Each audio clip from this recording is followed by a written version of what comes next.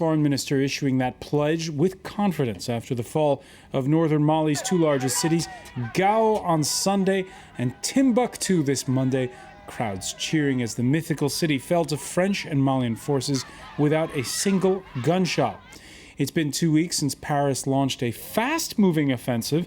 The next target, the northeastern city of Kidal. A coalition of jihadist rebels and Tuareg separatists that took over the north 10 months ago, now avoiding, it seems, a direct confrontation as it continues to hold 11 Western citizens hostage.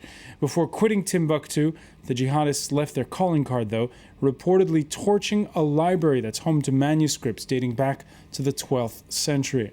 As West African troops deploy, France getting a boost from Washington over the weekend with the announcement that the U.S. will provide transport and refueling. But it might be premature to declare mission accomplished and go home. What's next for France and its African allies as they deploy? How do you chase radicals across the Sahara Desert without getting bogged down? Today in the France 24 debate, what happens after the fall of Timbuktu? With us from Bamako, France 24's Catherine Norris-Trent is with us. And here in the studio, Jean-Charles Brizard of Security Risk Consultants, JCB Consulting. Welcome back, sir. Welcome to retired U.S. diplomat William Jordan, who between postings to Paris and North Africa, headed the State Department's Maghreb office. Thank you for being with us. And American freelance journalist and documentary filmmaker Michael Kirtley, who's often reported from the region. The France 24 debate, where you can always join the conversation on Facebook and Twitter, our hashtag F24Debate. Catherine Norris-Trent, you've been driving back from up country to the capital this Monday. What's reaction been along the way upon hearing the news from Timbuktu? A lot of people very relieved, Francois. People in the north of Mali and down here in Bamako, the capital, are very pleased. But they're treating this news also cautiously. People from Timbuktu that I've spoken to, people who fled the region, are telling me that, of course, they're very excited to hear the news. They're relieved for family members who've been stuck in Timbuktu. But they're also saying they're not going to head back there straight away because they're worried this is far from the end. They say they're going to leave it a few weeks, a few days already. They're not sure the roads to get back up there are 100% safe, and they're worried further battles and reprisals could come off this. Of course, a lot of refugees and displaced people from the area. There's also sobering tales coming through, people whose hands have been chopped off telling their story, and word that before leaving on Sardine, Catherine reportedly torched a library that's home to many invaluable manuscripts dating back to the Middle Ages. Yes, that's right. In fact, we interviewed a man just this afternoon who's one of the last calligraphers from the town of Timbuktu. He's fled and he's extremely worried, as you can imagine, about the heritage, the cultural heritage of Timbuktu. He's brought with him some of his manuscripts which belong to his family dating back to the 15th century. But of course, he's very fearful about what's happened in that library. He says he saw it as a last act of revenge by Islamists leaving the town. So as well as the problems that people there have had to face, water shortages, food shortages, the phones being cut off, they're also worried, he's also worried as a calligrapher about what's happening to the archives of Timbuktu. All right, so the caution when it comes to what's actually happening in Timbuktu. By the way, there's caution as well on the France 24 debate Facebook page. Otto writing, Timbuktu falling without a shot? This is bad. It means they did it on purpose, and it will be a nightmare. Jean-Charles Brizard, first of all, are you surprised at the French?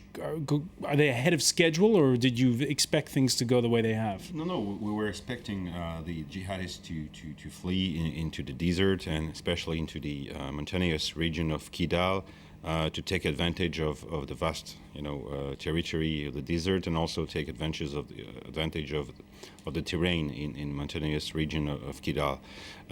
It is clearly a tactical withdrawal from them, and probably the will is to attract us into a kind of guerrilla warfare with them, in their own. On their own turf. On their own turf, yes. And so, yes, we were expecting that kind of strategy from them, tactical at least. And how do you avoid that? How do you avoid getting bogged down? you cannot avoid to go on the ground and to go after each pocket of resistance one after another. That is what they want us to do, and we will have to do it with the African troops or without them.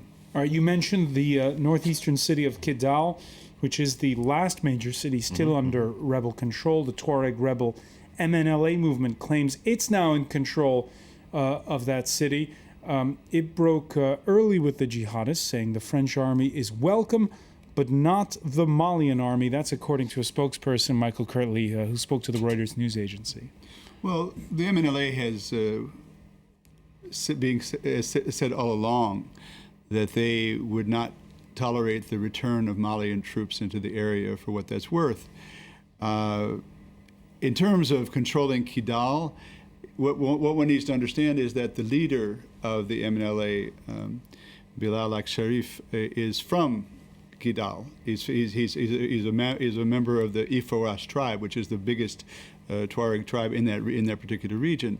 So you have to think that when they talk about controlling Kidal, it may be just a family question, and also keeping in mind that the leaders, the traditional leaders of Kidal, have been pushing the leadership of Ansar Dine to change their tune for many months now. So there's probably inside Kidal a desire on the part of the population, especially the leadership, the cultural leadership there, to change over from what was happening under Ansar Dine. And I think that in a certain sense, MNLA provides, it could fill that void. All right, so does it sound like what's happening in Kidal is kind of what happened in Timbuktu with the jihadists slipping away? It's not the same thing, obviously, because the French aren't in Kidal. And I think it's more, keep in mind that Kidal is the fiefdom of the Tuareg situation as far as the Azawad. Both of the chieftains of Ansar Dine and the chieftains of the MLA, come from Kidal. Therefore, you have not only a factional or political dispute, but you have a family question.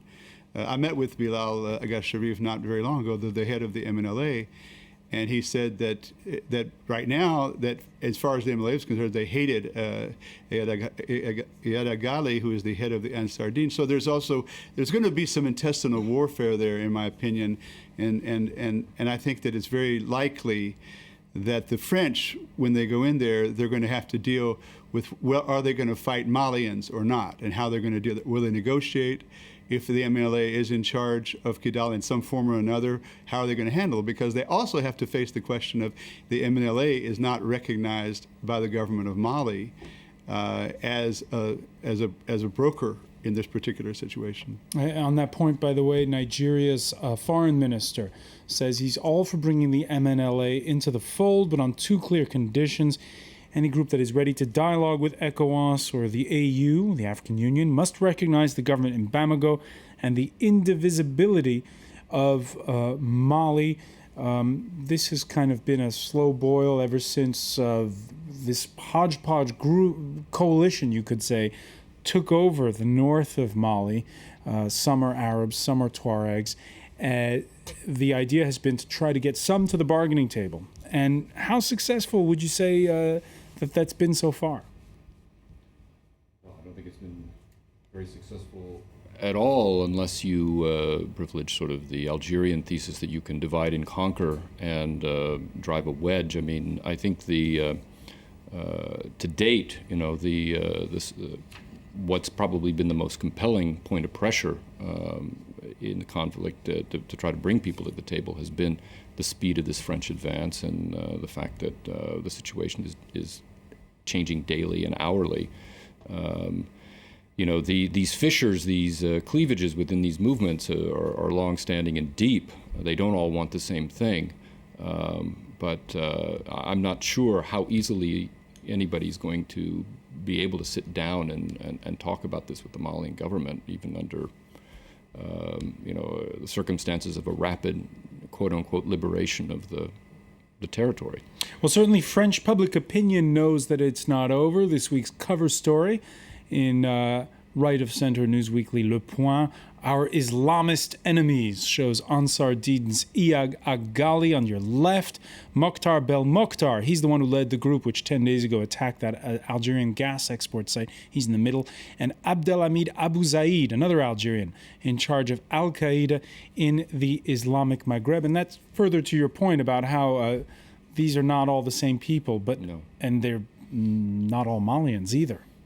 Certainly not. They are people who, and in fact, that's been one of the points of irritation for a long time. Many Malians consider what you're seeing in northern Mali to be basically an Algerian problem exported into their country and left by the Algerians to deal with it on their own, which they've clearly not been able to do. I mean, the AQIM, and I tend still to include Mokhtar Belmokhtar in this group, has made a point of internationalizing their membership and to recruit as many people from the surrounding countries as possible, so that it's not an entirely entirely Algerian group, or that it's maybe an Algerian-led group, but that it has some credibility as far as it's perpetuating its struggle in neighboring countries. But you're absolutely right, and that underlines the different agendas and the different motivations that all of these groups are operating from. All right, France's president says we're winning this battle, but it's up to Africans to help Mali win back its territorial integrity. Earlier, François Hollande's foreign minister spoke to French public broadcaster France 2. Terrorist groups are employing a strategy of avoidance, and some of them could go further north in Mali. Should we intervene? We don't want to get bogged down. We need to be very careful and learn from previous conflicts. France is doing what it should for Mali and for the international community, but we don't want to get bogged down. All right, won't get bogged down. Michael Kirtley, famous last words? You know, I think the way to look at that is... Because you were telling me before the show began that you know that the geography of that area of the northeastern Mali. Well, think of the mountains there, just sort of to describe them a little bit. They're relatively low-lying mountains, but they're full of gullies, they're full of caves, they're full of sand, and they're full of sparse trees. And the people that are in Kidal and in Timbuktu that have gone to the mountains know these mountains better than anybody probably ever has known these mountains, because they were there. Some of them were there before, and they're the backwaters of all of the Ifoas tribes that make up the Ansar Din group. You would have to say that maybe Mujao doesn't know them as well. Mujao is the other group that's been operating mainly out of Gao. But this is very stark wasteland that's very easy to hide in and very, very easy to create ambushes. You have to compare it to the Wild West in America that way if you want to. So in terms of getting bogged down, I think that it really depends on the French strategy. All right, Jean-Charles Brizard, let me ask you about this, because lots of people here in France have been saying the drones. So what can drones do in helping to locate people if they're hiding in these mountain areas? Well, in fact, not much. I mean, first, we don't have a lot of drones. And the second thing is we're dealing with a vast territory. And especially, as described by earlier, it is a mountainous landscape, not very easy for troops. But again, this is the territory where they want those groups, even if they're, as it has been said, divided over the strategy. Some are for international conflict. Others are for more regional centered operations, such as the Mujao, which is an offshoot of Al-Qaeda in Islamic Maghreb. But all of them will probably try to get into an asymmetric conflict, both in Mali and outside Mali. We've seen a lot of calls for retaliation against France, and both in Africa, mostly in Africa, and also in France. So this has to do with the strategy of these groups we'll have to face. All right, the French Foreign Minister, you heard him there, just there saying we won't get bogged down. Again, and this is further to your point, how do you chase small, determined bands of fighters across an expanse as wide as the Sahara Desert? William Jordan, I know you know Algeria well for having been posted there. We had word of an attack on a gas pipeline Sunday evening in Algeria. Is it the same people? Very likely, or at least the northern cousins of the people who are in northern Mali. I mean, AQIM is fundamentally an Algerian group, and it is still waging war against the Algerian government. I'm not aware of who, if anybody, has yet claimed responsibility for that gas pipeline attack. But sure, there's a link. Again, this gets into the sort of the weird aspect of the competition and cooperation aspect of these groups. They will compete in order to try to achieve the prize of the most spectacular and the most telling blows that they can land against Algeria, as we saw with Mokhtar Belmokhtar's attack in Ain Amenas, and with the various hostage situations that have occurred in northern Mali over the years. I mean, each faction will claim credit for those. And they're doing it in sort of a one-upmanship against one another. And yet when the pressure is on, and when they need to cooperate in order to succeed, they will. It makes this a very, very hard situation for us to get a handle on. You make it sound like mission impossible for the West to do anything about these guys. Well, I've always said that, we tend to emphasize the Islamist ideology, that is at play here. But I have for a long time tended to regard these people as thugs and bandits in the real criminal sense. And they AQIM in particular operates, I think, much more as a criminal gang does. There are various alliances of convenience and all that are not easy to synthesize and boil down and therefore exploit in order to play one off against the other. They're very, very changeable, and I believe that the point just made, we are probably going to find ourselves faced with some kind of an asymmetrical warfare situation where these groups are going to probably cooperate where we don't expect them to. At the same time, they may divide later on down the road where we don't expect them to. All right, we're pleased to be joined at this point by Ambassador Abdou Sheaka Touré. He is the West African Economic Community, ECOWAS's special envoy to Mali. Thank you for being with us from the capital, Bamako. Before we go to the break, let me just ask you this question. What's your reaction to the taking of Gao and Timbuktu, and how does it bode for all those troops that are starting to come in from all over West Africa?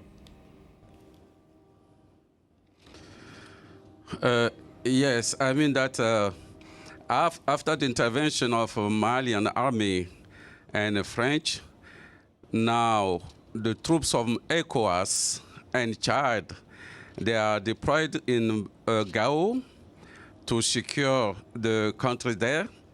I can affirm also that they are in Markala by Burkina Faso troops. They are in the locality of San also by Togolese troops. And Nigerians are based in Bamba.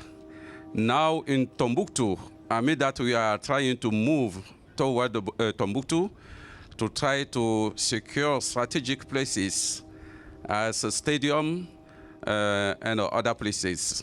Ambassador Touré, I'm going to interrupt you because we're going to have to take a quick break, but we'll pick up on how African troops are deploying when we come back. This is the France 24 debate.